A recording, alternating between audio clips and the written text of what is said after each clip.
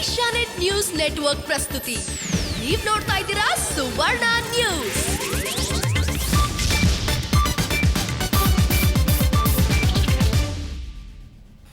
ನಮಸ್ಕಾರ, ಸುವರ್ಣ ನ್ಯೂಸ್ಗೆ ಸ್ವಾಗತ. ನಾನು ದಿವ್ಯಶ್ರೀ. ಹೆಡ್ಲೈನ್ಸ್.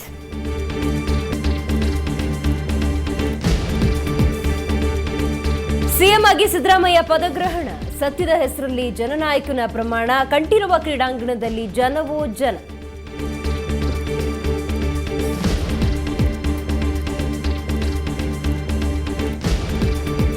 ಮೊದಲ ದಿನವೇ ಸಿದ್ದರಾಮಯ್ಯ ಸಿಕ್ಸರ್. ರಾಜ್ಯದ ಜನರಿಗೆ ಬಂಪರ್ ಆಫರ್. ಬಡವರಿಗೆ ₹1 ಕೆಜಿ ಅಕ್ಕಿ, ಹಾಲು ಉತ್ಪಾದಕರಿಗೆ ಸಬ್ಸಿಡಿ ಬೆಣ್ಣೆ.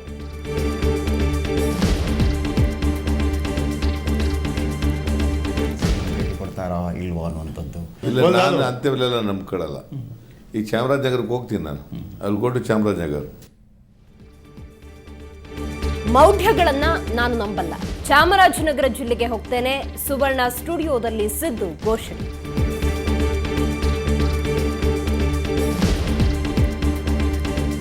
ನಾಡಿನೆಲ್ಲೆಡೆ ಸಂಭ್ರಮದ ಬಸವ ಜಯಂತಿ ಆಚರಣೆ. ವಿಶ್ವಗುರುವಿನ ಪುತ್ಥಳಿಗೆ ಮಾಲಾರ್ಪಣೆ. ಕಣ್ಮನ ಸೆಳೆದ ಜಾನಪದ ಕಲಾತಂಡಗಳ ಮೆರವಣಿಗೆ.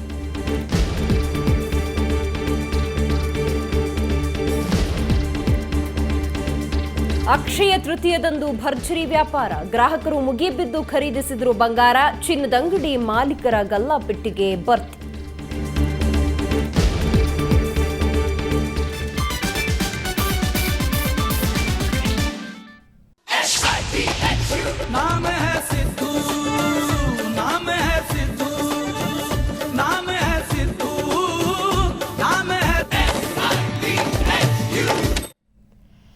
ಕಂಠೀರವ ಕ್ರೀಡಾಂಗಣದಲ್ಲಿ ಇವತ್ತು ಜನವೋ ಜನ. ನೆಚ್ಚಿನ ನಾಯಕನ ಕಣ್ತುಂಬಿಕೊಳ್ಳುವ ತವಕ. ರಾಜ್ಯದ ಮೂಲೆ ಮೂಲೆಯಿಂದ ಆಗಮಿಸಿದ ಜನರಿಗೆ ಅಂತೂ ಜನನಾಯಕನ ದರ್ಶನವಾಯಿತು. ಹೌದು, ರಾಜ್ಯದ 28ನೇ ಸಿಎಂ ಆಗಿ ಸಿದ್ದರಾಮಯ್ಯ ಇವತ್ತು ಸಿಎಂ ಆಗಿ ಪ್ರಮಾಣ ವಚನ ಸ್ವೀಕರಿಸಿದ್ರು. ಆ ಕಲರ್ಫುಲ್ ಕಾರ್ಯಕ್ರಮ ಹೇಗಿತ್ತು ಬನ್ನಿ ನೋಡೋಣ.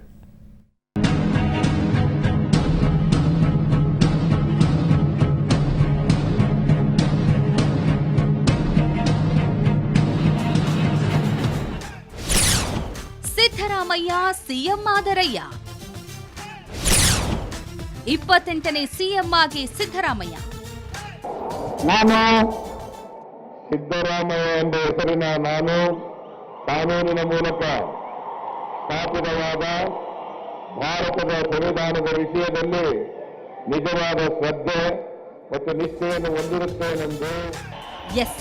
ಸಿದ್ದರಾಮನ ಹುಂಡಿಯ ಸಿದ್ದರಾಮೇಗೌಡರ ಪುತ್ರ ಸಿದ್ದರಾಮಯ್ಯ ಇಂದಿನಿಂದ ನಾಡಿನ ದೊರೆ. ರಾಜ್ಯದ 28ನೇ ಸಿಎಂ ಆಗಿ ಸಿದ್ದರಾಮಯ್ಯ ಇವತ್ತು ಪ್ರಮಾಣ ವಚನ ಸ್ವೀಕರಿಸಿದ್ರು. ಕಿಕ್ಕಿರಿದು ತುಂಬಿದ್ದ ಬೆಂಗಳೂರಿನ ಕಂಠೀರವ ಕ್ರೀಡಾಂಗಣದಲ್ಲಿ ಸಿದ್ದರಾಮಯ್ಯ ಪ್ರಮಾಣ ವಚನ ಸ್ವೀಕರಿಸಿದ್ರು. ಬೆಳಿಗ್ಗೆ ಸರಿಯಾಗಿ 11:40ಕ್ಕೆ ರಾಜ್ಯಪಾಲರಾದ ಹಂಸರಾಜ್ ಭಾರದ್ವಾಜ್ ಸಿದ್ದರಾಮಯ್ಯಗೆ ಪ್ರತಿಜ್ಞಾವಿಧಿ ಬೋಧಿಸಿದ್ರು. ಸತ್ಯದ ಹೆಸರಲ್ಲಿ ಸಿದ್ದರಾಮಯ್ಯ ಪ್ರಮಾಣ ವಚನ ಸ್ವೀಕರಿಸಿದ್ದು ವಿಶೇಷವಾಗಿತ್ತು. ಎಲ್ಲ ಬಗೆಯ ಜನರಿಗೆ ಸಂವಿಧಾನಕ್ಕೆ ಮತ್ತು ಕಾನೂನಿಗೆ ಅನುಸಾರವಾಗಿ ನ್ಯಾಯವಾದುದನ್ನು ಮಾಡುತ್ತೇನೆಂದು ಶ್ರದ್ಧಾಪೂರ್ವಕವಾಗಿ ಸತ್ಯದ ಹೆಸರಿನಲ್ಲಿ ಪ್ರಮಾಣ ಮಾಡುತ್ತೇನೆ. ಇದುವರೆಗೂ ಎಲ್ಲಾ ಸಿಎಂಗಳು ವಿಧಾನಸೌಧ, ರಾಜಭವನದಲ್ಲಿ ಪ್ರಮಾಣ ವಚನ ಸ್ವೀಕರಿಸಿದ್ರು. ಆದರೆ ಸಿದ್ದರಾಮಯ್ಯ ಕಂಠೀರವ ಕ್ರೀಡಾಂಗಣದಲ್ಲಿ ಸಿಎಂ ಆಗಿ ಪ್ರಮಾಣ ವಚನ ಸ್ವೀಕರಿಸುವ ಮೂಲಕ ಹೊಸ ನಾಂದಿ ಹಾಡಿದ್ರು. ಕಂಠೀರವದಲ್ಲಿ ನಡೆದ ಕಲರ್ಫುಲ್ ಕಾರ್ಯಕ್ರಮಕ್ಕೆ ರಾಜ್ಯದ ಮೂಲೆ ಮೂಲೆಗಳಿಂದ ಜನಸಾಗರವೇ ಹರಿದು ಬಂದಿತ್ತು. ಬಂದವರೆಲ್ಲರೂ ಸಿದ್ದರಾಮಯ್ಯಗೆ ಜಯಕಾರ ಹಾಕಿದ್ರು.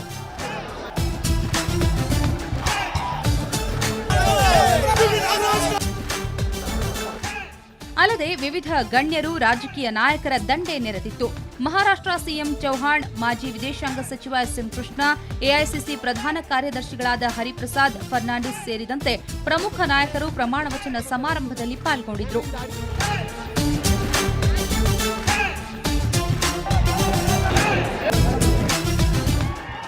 ಸಿದ್ದರಾಮಯ್ಯ ಪ್ರಮಾಣ ವಚನ ಕಾರ್ಯಕ್ರಮ ಕೇವಲ 10 ನಿಮಿಷದಲ್ಲಿ ಮುಕ್ತಾಯಗೊಂಡಿತು.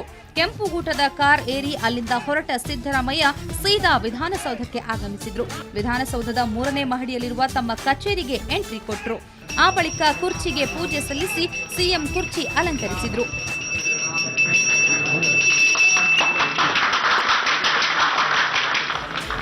ಅಧಿಕಾರ ವಹಿಸಿಕೊಂಡ ಮೊದಲ ದಿನವೇ ಸಿಎಂ ಸಿದ್ದರಾಮಯ್ಯ ಅಧಿಕಾರಿಗಳ ಜೊತೆ ಮೀಟಿಂಗ್ ನಡೆಸಿದ್ದು ವಿಶೇಷವಾಗಿತ್ತು.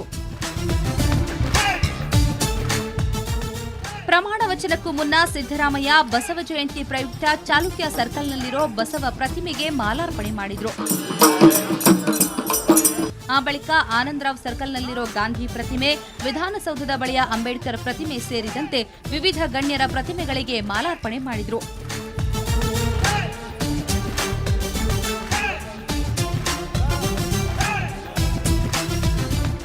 ಇದೇ ವೇಳೆ ಹಿರಿಯ ಗಾಂಧಿವಾದಿ ದೊರೆಸ್ವಾಮಿ ಅವರನ್ನ ಸಿದ್ದರಾಮಯ್ಯ ಭೇಟಿ ಮಾಡಿದ್ರು.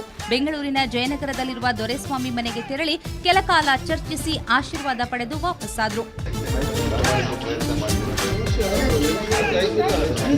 ಒಟ್ಟಾರೆ ಸಿಎಂ ಆಗುವ ಸಿದ್ದರಾಮಯ್ಯ ಬಹುದಿನಗಳ ಕನಸು ಕೊನೆಗೂ ಈಡೇರಿದೆ.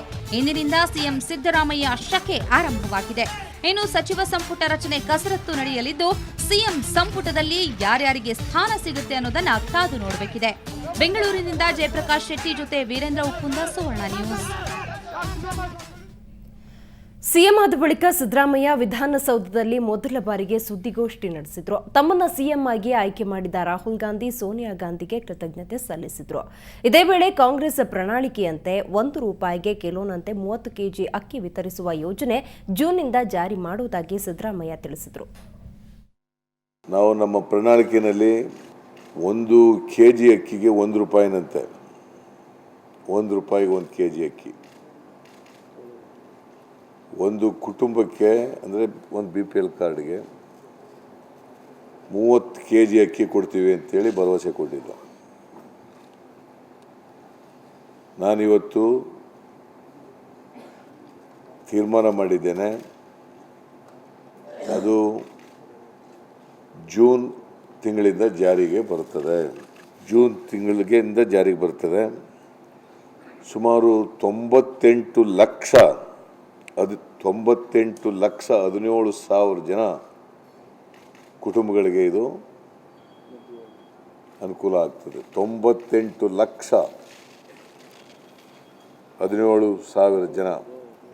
ಎರಡನೇದು, ಈ ಹಾಲು ಉತ್ಪಾದಕರಿಗೆ ಯಡಿಯೂರಪ್ಪನವ್ರ ಕಾಲದಲ್ಲಿ ₹2 ಸಬ್ಸಿಡಿ ಅಂತ ಮಾಡಿದ್ರು. ಅದನ್ನು ನಾವು ನಮ್ಮ ಪ್ರಣಾಳಿಕೆಯಲ್ಲಿ ಅದನ್ನು ₹2ನಿಂದ ₹4 ಸಬ್ಸಿಡಿನ ಹೆಚ್ಚು ಮಾಡ್ತೀವಿ ಅಂತ ಹೇಳಿದ್ದ. ಇವತ್ತು ನಾನು ತೀರ್ಮಾನ ಮಾಡಿದ್ದೇನೆ, ನಮ್ಮ ಭರವಸೆಯನ್ನು ಇವತ್ತಿನಿಂದಲೇ ಜಾರಿಗೆ ಕೊಡ್ತಕ್ಕಂಥದ್ದನ್ನು ತೀರ್ಮಾನ ಮಾಡಿದ್ದೀನಿ. ಫ್ರಮ್ ಟುಡೇ ಈ ವಿವಿಧ ವಸತಿ ಯೋಜನೆಗಳಲ್ಲಿ ನಾವು ನಗರದಲ್ಲಿ ಮತ್ತು ಹಳ್ಳಿಗಾಡಿನಲ್ಲಿ ಮನೆ ಕಟ್ಟಿಕೊಡ್ತೀವಿ. ಅದಕ್ಕೆ ಸಬ್ಸಿಡಿ ಕೊಡ್ತೀವಿ ಸರ್ಕಾರ. ಆ ಸಬ್ಸಿಡಿ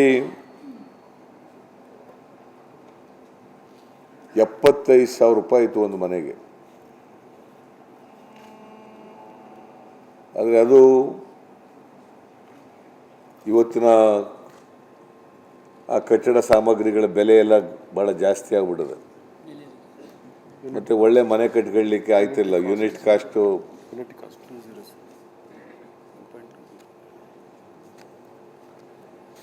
ಅದನ್ನು ನಮ್ಮ ಮ್ಯಾನಿಫೆಸ್ಟೋನಲ್ಲಿ ₹75,000 ಸಾಲದಿಲ್ಲ. ಅದನ್ನು ಒಂದು ಯೂನಿಟ್ ಕಾಸ್ಟು ಅಲ್ಲ ಸಬ್ಸಿಡಿ ಒಂದು ಮನೆಗೆ ಜಾಸ್ತಿ ಮಾಡಬೇಕು ಅಂತ ತೀರ್ಮಾನ ಮಾಡಿ ಹೇಳಿದ್ದ. ಅದನ್ನು ₹75,000ದಿಂದ ₹1,20,000 ಅಂದರೆ ಸುಮಾರು ₹45,000 ಹೆಚ್ಚು ಮಾಡ್ತಾ ಇದ್ದೀವಿ ಒಂದು ಮನೆಗೆ.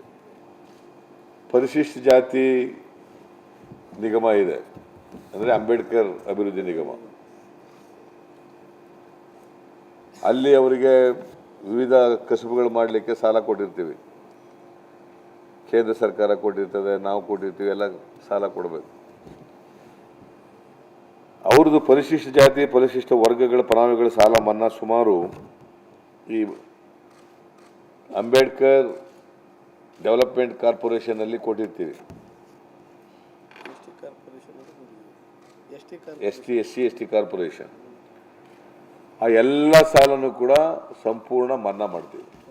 ಅವರಿಂದ ಏನು ಕೊಡಬೇಕು, ಅವ್ರು ಯಾರ್ಯಾರು ಈಗ ಇಲ್ಲಿವರೆಗೆ ಲೋನ್ ತಗೊಂಡಿದ್ದಾರೆ the entire arrears due from the beneficiaries will be waived off.